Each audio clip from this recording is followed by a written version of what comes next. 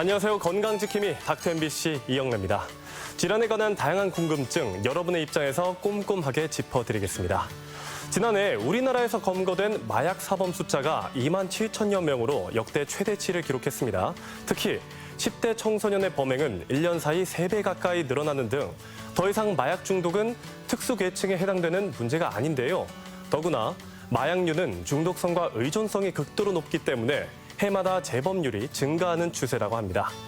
그래서 오늘은 원광대학교 병원 정신건강의학과 김대신 교수와 함께 약물 사용 장애에 대해 자세히 알아보겠습니다.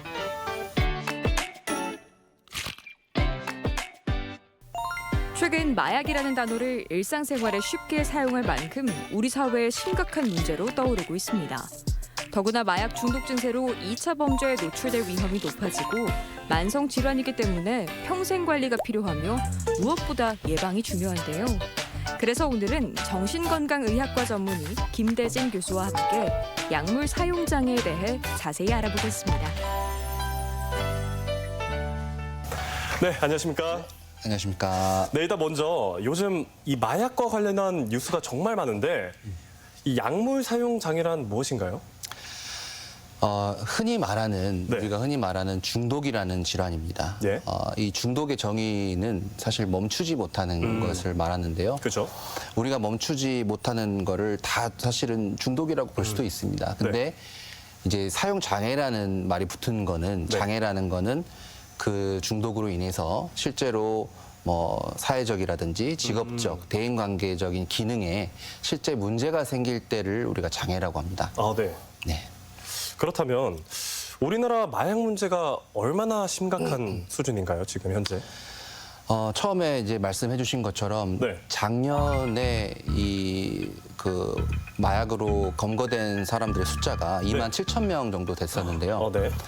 그게 이제 재작년에는 예. 2만 8천 명 정도였습니다. 그래서 한 50% 정도 증가한 수치고요. 이게 해가 갈수록 계속 급격하게 증가하는 그 양상이 나타나고 있습니다. 네. 또 심각한 문제는 약을 직접 만든다든지 네. 또 대마 같은 마약성 식물들을 예. 직접 재배를 한다든지 예. 이렇게 직접 약을 제조하거나 만드는 키우는 사례가 지금 늘어나고 있어서 문제가 되고 있고요. 예. 또 이제 그 우리나라 앞으로 핵심적인 일꾼이 될 청소년과 청년층에서 이 약물 문제가 굉장히 빠르게 늘어나고 있습니다. 네. 그리고 원래는 이제 마약이 그 범죄 조직에 좀 그런 전유물 그런 느낌이 있었는데요. 최근에는 뭐 회사원부터 시작을 해서 뭐 주부도 그렇고 학생도 그렇고 뭐 의사들도 그렇고요, 교수도 있고 이렇게 뭐 직업을 가리지 않고 네. 약물 문제가 생기고 있습니다. 그리고 또 이 마약류 사범의 통계를 보면 요즘 10대 환자들이 정말 빠르게 증가하고 있습니다. 혹시 10대들이 마약류 중독에 더 취약한 이유가 있을까요? 그 뇌에는 이런 브레이크 역할이 있다고 했잖아요. 네. 근데 그 브레이크 역할을 담당하는 그 기능이 이제 전두엽이라는 곳에 있습니다. 근데 청소년은 이제 그 전두엽 기능이 좀 아직 발달이 덜 된 상태거든요. 네. 이제 전두엽이라는 우리 뇌라는 거는 사실 20대 후반, 30대 중반까지도 이 전두엽 발달이 계속 일어난다는 연구 결과들이 있거든요. 예. 그래서 청소년 시기에는 그 전두엽 기능이 약하기 때문에 브레이크가 약합니다. 그래서 이제 조절하거나 멈추거나 기다리는 것이 좀 더 잘 안 될 수가 있고 두 번째로는 이제 청소년은 그 친구가 굉장히 중요한 시기예요. 그래서 친구의 영향을 많이 받기 때문에 주변에 약을 하는 친구들이 있으면 그 또래 압박이라고 하거든요. 또래 압력에 의해서 같이 약을 하게 되는 경우가 있습니다. 그렇죠. 왜냐하면 그런 경우 많습니다. 흡연 같은 경우도 친구들이 해서 너 한번 펴볼래? 이러면서 시작했다는 애들이 많거든요. 그렇군요. 알겠습니다. 그렇다면 이 마약에 중독이 되면 물론 정말 다양한 문제가 있겠지만 어떤 문제들이 있나요? 항상 말하는 것이 이제 마약을 하면 그 나쁘다라는 표현은 잘 쓰진 않습니다. 네. 마약을 했을 때 행복해지는 데 있어서 별로 효과가 없다라는 말씀을 많이 드리거든요. 네. 근데 이게 워낙 그 행복감이 인위적이고 일시적이기 때문에 그렇게 말씀을 드립니다. 근데 이 인위적인 행복감의 대가가 그 굉장히 심한데요. 이제 물론 이 중독이라는 것이 정도의 차이이기 때문에 네. 경미한 사람도 있어요. 근데 심한 경우에는 예를 들어 개인적인 부분 같은 경우에는 신체적인 부분, 정신적인 부분, 영적인 부분 이런 부분들이 다 손상이 오게 되고 그리고 그 개인의 주변적인 부분들로는 뭐 대인 관계라든지 네. 사회적인 부분 이런 또는 뭐 직업적 또 경제적 이런 부분들이 전반적으로 다 문제가 생기게 됩니다. 네. 또 이제 뭐 흔히 또 뇌가 녹아내린다 이런 표현을 쓰기도 하거든요. 예. 이제 실제로 이 뇌에 있는 신경 세포들의 물리적인 손상과 어떤 기능적인 손상이 발생을 하거든요. 네. 또 검사를 해보면 뇌 부피도 줄어들어 있는 경우들이 있습니다. 네. 식물로 따지면 이제 뭐 산삼이나 인삼 보면 잔뿌리가 많아야지 그렇죠. 쳐주잖아요. 그리고 예. 실제로 뭐 식물을 키워보면은 잔뿌리가 많아야지 튼튼하게 자라거든요. 네, 잘 자라죠.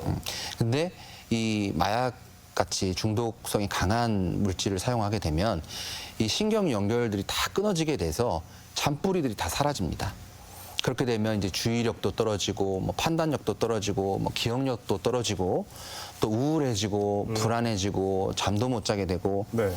또 뭐 환각이라든지 뭐 망상 이런 뭐 정신병 증상까지 아이고. 나타나는 경우가 많습니다. 네. 또 이제 약의 종류별로 좀 다르긴 하지만 뭐 심혈관 계통 문제라든지 호흡기 계통의 문제라든지 소화기 계통의 문제라든지 또 뭐 피부 질환이라든지 뭐 치아라든지 이런 수많은 부위에 어떤 신체적인 문제들도 생기게 됩니다. 이제 가장 큰 문제는 우리 인생의 어떤 의미라든지 뭐 목적이라든지 그 가치 이런 것들을 잃어버리는 게 가장 큰 문제가 되는 거거든요. 약을 통해서 느껴지는 쾌감이 그 인생의 의미와 목적을 대신해 버리는 게 문제거든요. 네. 그래서 이제 한번 중독이 되면 뭐 자아 실현이라든지 내적 성숙이라든지 이런 거를 이런 것과는 거리가 먼 삶을 살기 시작합니다.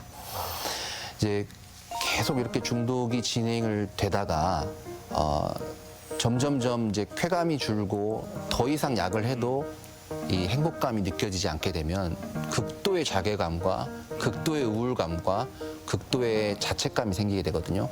그럴 때 좀 자해나 자살 이런 것들이 일어나는 경우들이 종종 있습니다. 네. 다시 한번 정말 마약은 하면 안 된다는 생각이 강하게 드는데요. 이 마약을 또 계속 찾게 되는 이유가 무엇일까요? 가장 근본적인 원인은 정상적이고 건강한 행복이 네. 부족해서입니다. 뭐 사실 모든 사람한테는 중독이 다 있거든요. 네. 뭐 일 중독이 있는 그렇죠. 사람도 있고, 네. 뭐 운동에 중독이 된 사람도 네. 있고, 요즘 많죠. 네, 뭐 자기 생각에 중독이 된 사람도 있고, 뭐 또는 뭐 여러 가지 탄수화물, 뭐 설탕, 뭐 인터넷, TV, 핸드폰 여러 가지 다 중독이 돼 있어요. 모든 사람들은 다 중독자입니다. 근데 그 정도의 차이가 있는 것이고 우리가 흔히 약물 사용 장애라고 하는 거는 그 정도가 심각한 걸 의미하는 거예요. 근데 이 심각할수록 사실은 건강한 행복이 그동안 부족했다라는 의미거든요. 네. 그렇다면 이 마약류 중독 환자들이 겪는 금단 증상 또는 후유증에는 어떤 것들이 있을까요? 이 금단이라는 거는 네. 약의 효과에 정반대되는 그 증상을 이제 금단 증상이라고 하거든요. 예를 들면 뭐 중추신경 흥분제의 경우에는 네. 그 흥분의 반대는 억제잖아요. 그렇죠. 그래서 정신적으로 뭔가 깔아앉고 무기력해지고 우울해지고 이런 종류의 금단 증상이 생기게 되는 거고요. 반대 성향이. 그렇죠. 네. 중추신경 억제제의 경우에는 거꾸로 흥분하는 것들이 이제 금단으로 생깁니다. 그래서 뭐 술 오랫동안 드시는 분들이 술을 안 먹으면 손을 막 떠시거든요. 그쵸. 그런 거라든지 막 잠을 못 자기도 하고 불안해하고 초조하기도 하고 이런 예민해지고. 것처럼 네. 불안증, 뭐 초조증, 뭐 불면증 이런 것들이 나타나게 됩니다. 그리고 후유증 같은 경우에는 이제 신체적인 후유증 그리고 정신적인 후유증 그리고 어떤 그 영성적인 후유증, 자기 존재의 의미라든지 가치관이라든지 목적이라든지 이런 것들 여러 가지 영역에 이제 후유증이 생기게 됩니다. 그렇군요. 근데 또 그리고 이 마약을 했던 분들이 항상 하는 말이 약을 갈망하게 된다. 이렇다고 하는데 이 갈망을 이길 수 있는 방법은 없나요? 있습니다. 이제 갈망이라는 것이 약을 우리가 하게 되면 예. 마약을 하게 되면 사실 부정적인 감정들이 좀 마비가 돼요. 마취가 되고 마비가 돼서 제가 흔히 좀 쓰는 표현 중에 하나가 우리 해는 항상 떠 있잖아요. 태양은 그렇죠. 항상 떠 있는데 네. 우리가 구름이 껴서 어두워지거든요. 내 약물이 하는 역할은 구름을 잠깐 걷어내는 역할을 해요. 그러면 원래 있는 태양이 떠올라서 밝아지는 거거든요. 네. 이제 환자들이 약을 하신 분들이 뭐에 중독이 되냐면 약에 중독이 되는 게 아니라 내 속에 있는 그 태양에 중독이 되는 거예요. 그러니까 원래 내 속에 잠재돼 있던 그 행복감에 중독이 됩니다. 네. 갈망이라는 거는 항상 있는 행복감과 내 현실에 구름이 껴 있는 뭐 부정적인 감정이라든지 스트레스 같은 걸로 인해서 어두워져 있는 괴로움이라고 하거든요. 스트레스라고도 하고 괴로움이라고도 하고 고통이라고도 하는데 이런 현실의 괴로움과 내가 약을 했을 때의 그 행복감과의 괴리가 갈망이에요. 그 괴리가 클수록 갈망이 심해지는 거겠죠. 그렇죠. 그래서 이 갈망을 이기는 방법은 갈망이 왔을 때 즉시 쓸 수 있는 방법이 하나가 있고요. 네. 두 번째로는 근본적인 거는 마음의 구름을 우리가 약을 하지 않고도 구름을 걷어내는 법을 알아야지 결국은 행복해지면서 갈망이 주는 거거든요. 그래서 네. 두 번째 방법은 오랜 기간 성찰하고 연습하고 훈습해야 되는 그런 방법이 있습니다. 그러니까 즉시 쓸 수 있는 방법, 오랫동안 연습해야 되는 방법 두 가지가 있는데 네. 둘 다 중요합니다. 네. 네. 그렇다면 이 처음에 약을 끊는 과정이 궁금합니다. 이거 어떻게 진행이 되나요? 첫 번째 치료 목표를 먼저 제시를 합니다. 저희는 그래서 첫 번째 치료 목표를 100일 동안 어떻게든 단약을 하시는 게 필요하다라는 목표를 처음 제시를 하거든요. 네. 왜냐하면 이렇게 최소한 100일 동안 단약을 유지해야지 그 약에 그 마약에 적응해 있던 뇌가 좀 돌아오기 시작을 하거든요. 100일? 네. 네. 뇌가 좀 돌아오기 시작하면서 이제 금단 증상도 줄어들게 되고 그런 생리적인 갈망이 좀 줄어들게 되거든요. 그래서 일단 첫 번째 목표를 100일 동안 단약하기로 제가 제시를 하는 경우가 많고 이렇게 100일 동안 단약을 하기 위해서 필요한 것들이 있는데요. 일단 무조건 도망 다니는 게 답입니다. 네. 무조건 피해 다니는 약과 거. 멀리. 네. 네.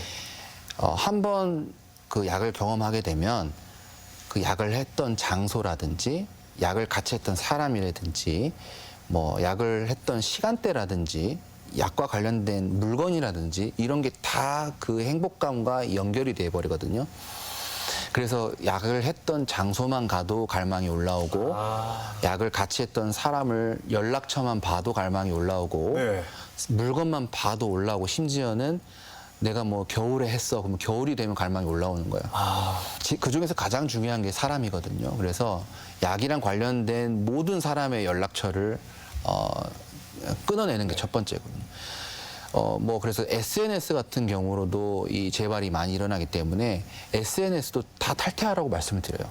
뭐 카카오톡 같은 경우에는 아무리 뭐 숨기기라든지 뭐 해도 다 복원이 되거든요. 네. 아예 아이디를 지워야지만이 친구들이 그 약을 했던 친구들이 없어지게 되는 거거든요. 네.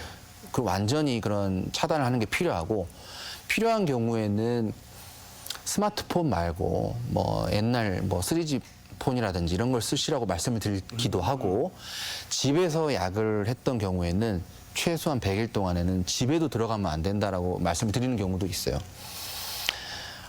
한 번 이런 갈망이 올라오면 굉장히 참기가 어렵기 때문에 일단 처음에는 그런 무조건 피하는 것이 중요한 것이고요. 그리고 금단 증상이 와요. 이런 뭐 약과 반대되는 그 금단 증상이 와도 그 갈망을 참기가 어렵기 때문에 그 약의 효과를 좀 대신해 줄 수 있는 그 금단에 대한 치료를 병원에서 받으시는 것도 아주 도움이 많이 됩니다. 그래서 이제 병원에 오시면 계속 가지고 다닐 수 있는 갈망약을 드리거든요. 그러면 이제 계속 물이랑 같이 갖고 다니면서 갈망이 올라올 때 1초 만에 재발을 하기 때문에 갈망이 오는 순간에 그 병원 약을 드시게 되면 네. 좀 더 나아지는 거죠. 또 이제 뭐 뭐 약에서 회복한 회복자라든지 네. 내 그 회복을 지지해주는 사람이라든지 이런 사람들한테 전화를 거는 방법도 있고요. 네. 네, 또 심리적인 방법도 있습니다. 네. 뭐 예를 들면은 뭐 갈망 파도 타기 기법이라든지 뭐 또 주의 분산 기법이라든지 네. 또 요즘 흔히 뭐 유행하는 마음 챙김 기법이라든지 이런 심리적인 방법도 있습니다. 그럼 실제로 약물 중독에서 회복되는 환자가 어느 정도 돼요? 약물 중독 치료를 받았을 경우에 생각보다 치료율이 높거든요. 그거는 내 외국 그 자료를 찾아봐도 그렇고요. 제가 실제로 경험한 것도 그렇고, 이제 보면은 치료를 받은 경우에 적어도 40%에서 60% 정도는 꽤 오랜 기간 단약을 유지를 하실 수 있습니다. 네. 정말 오늘 전체적으로 봤을 때 이 평생 마약을 하지 않는 게 가장 중요할 것 같은데 그렇다면 중독에서 회복하려면 어떻게 해야 되나요? 결국 약 없이도 그 정상적이고 건강한 방식의 그 행복을 느끼는 게 핵심입니다. 이제 약 없이도 그 아까 태양 말씀드렸잖아요. 약이 태양을 만드는 게 아니라 단지 구름을 걷어내는 거예요. 그래서 내 마음에 구름을 다 찾아내야 되는 거거든요. 우리가 수많은 것들이 바뀌게 됩니다. 신체적인 부분도 바뀌게 되고, 이 감정적인 부분도 바뀌게 되고, 태도와 관련된 것도 바뀌게 되고, 뭐 신체적인 부분에 문제가 있으면 그것도 이제 치료를 시작하게 되고, 가족 관계도 바뀌게 되고요, 내 가치관도 바뀌게 되고, 내 인생의 의미라든지 목적도 바뀌게 되거든요. 다 바뀌는 과정이에요. 그래서 내 속에 있는 그 행복을 가로막는 구름을 다 하나씩 그 찾아보고 정직하고 겸손하게 죄책감 갖지 말고 다 찾아보고 하나하나 교정하고 이렇게 바뀌는 그런 과정이 이제 필요한 거거든요. 네. 다 바뀌어야 행복한 게 아니고 이제 이게 다 바뀌어야 행복하다 하면 막막하잖아요. 그렇죠. 예. 다 바뀌어야지 행복한 게 아니라 그 바뀌는 과정이 사실 굉장히 행복해요. 뭐 좀 더 구체적으로 말씀을 드리면 예를 들어서 ADHD가 있다. ADHD가 있으면 이 충동성 때문에 불편하거든요. 자꾸 뭐 그 계획을 잊어버리기도 하고 시간 관리, 돈 관리가 안 되기도 하고 그 충동성 때문에 자꾸 화를 낸다라든지 뭐 말을 급하게 하는 경우도 생기고 감정 조절이 안 될 때도 있고 예를 들면 뭐 이런 불편한 증상들이 생기는데 그걸 모르면 치료할 수가 없잖아요. 그걸 이게 문제가 되는구나라는 걸 발견을 해서 치료를 하게 되면 굉장히 또 그 전반적으로 좋아지는 경우가 많아요. 특히 이제 필로폰 하시는 분들의 경우 ADHD가 있는 경우가 많아서 ADHD를 치료를 하면 이 마약 중독 증상이 좋아지는 경우가 아주 꽤 많이 있습니다. 네. 그래서 신체적인 문제가 있을 때 이런 치료도 필요한 거고요. 네. 또 우울증이라든지 불안증 있을 때 그거를 정신치료도 하고 또 그런 우울증, 불안증 약도 먹고 해서 우울, 불안이 좋아지면 당연히 갈망이 줄어들게 되는 거고요. 또 이제 대인관계 개선이라든지 또 가족관계 문제가 있을 때 그런 것도 개선이 필요하고 또 생활 습관도 건강한 음식, 뭐 건강한 뭐 수면 이런 것들에 대해서도 변화를 하면 좋은 거고요. 네. 또 이제 미성숙한 우리 태도들 때문에 문제들이 생기는 경우가 많거든요. 그래서 이런 미성숙한 태도에서 성숙한 태도로 바뀌게 되면 우리가 점점 행복해집니다. 네. 네, 그렇다면 이 임상 현장에서 직접 사투를 벌이고 있는 치료진의 입장에서 약 건조를 위해 가장 중요한 점은 무엇이라고 생각하실까요? 전반적인 전반적인 정신 건강이 좋아져야 된다라고 생각을 합니다. 이건 또 뭐 사회 전체의 문제이기도 하고요. 또 국가적 차원에서 도움이 필요한 문제이기도 하거든요. 네. 우리나라에 너무 비교하고 그렇죠.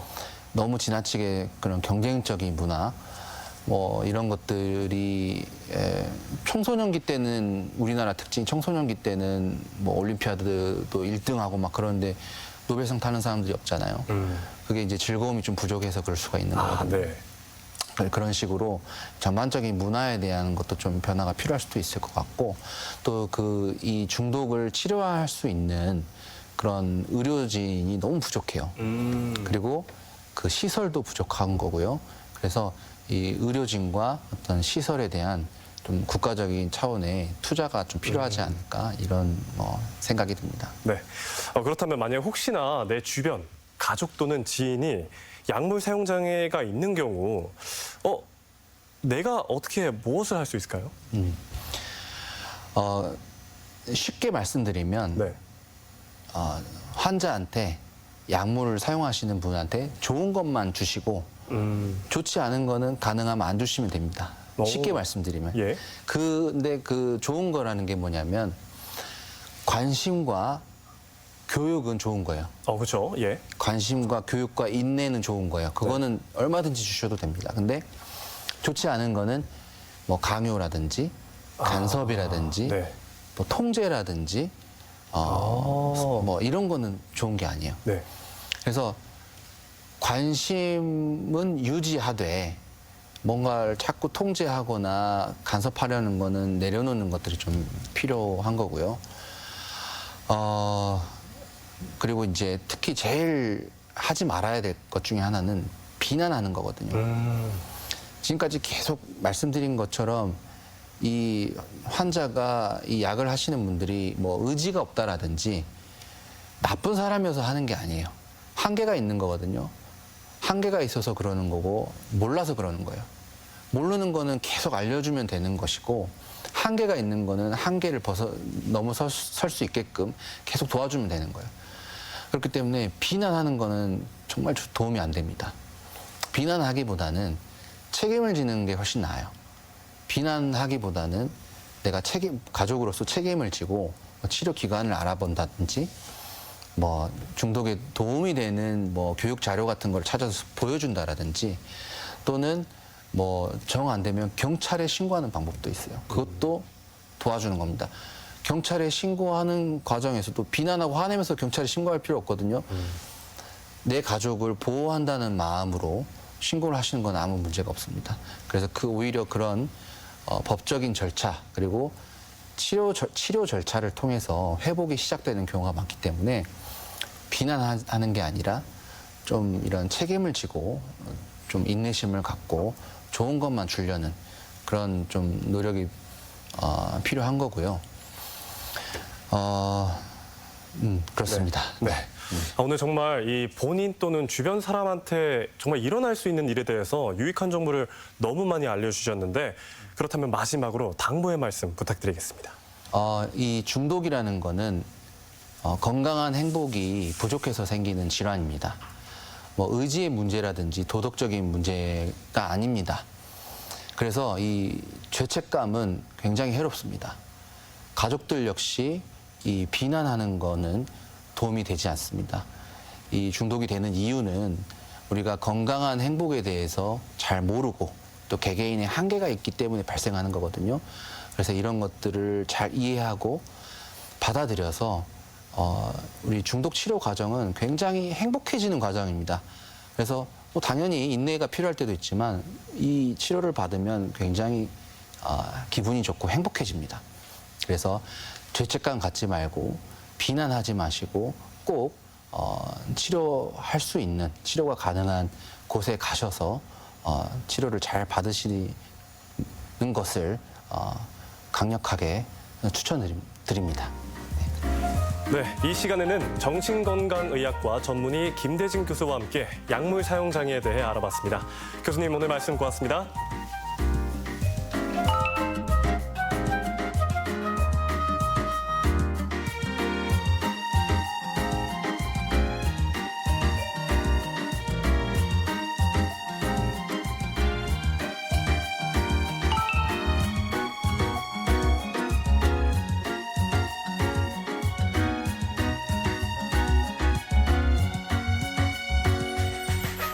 네, 무더운 여름 날씨는 우리 몸의 체온 조절을 어렵게 만들고 소화기 건강에도 영향을 미쳐 식중독과 같은 문제를 일으킬 수 있습니다. 그래서 특히 여름에는 체력과 건강 관리에 더욱 신경을 써야 하는데요. 먼저 충분한 물 섭취로 땀에 배출되는 수분을 충족시켜주는 것이 중요하고요. 기름진 음식보다는 소화가 잘 되는 음식을 선택하고 신선한 과일과 채소를 충분히 섭취해줘야 합니다. 그리고 게을러지기 쉬운 여름에도 규칙적인 운동은 물론 비교적 서늘한 아침, 저녁 시간에 실내 운동을 선택하는 것이 좋고요. 또 알코올과 카페인 섭취를 줄여서 숙면을 취할 수 있는 환경을 만들어주는 것도 여름철 건강관리 방법이라고 합니다. 이 밖에 건강과 관련해 궁금증이 있다면 전주 MBC 홈페이지에 질문 남겨주시기 바랍니다. 닥터 MBC가 여러분의 궁금증을 풀어드리겠습니다. 저희가 준비한 소식은 여기까지입니다. 다음 주 이 시간에 다시 찾아뵙겠습니다. 고맙습니다.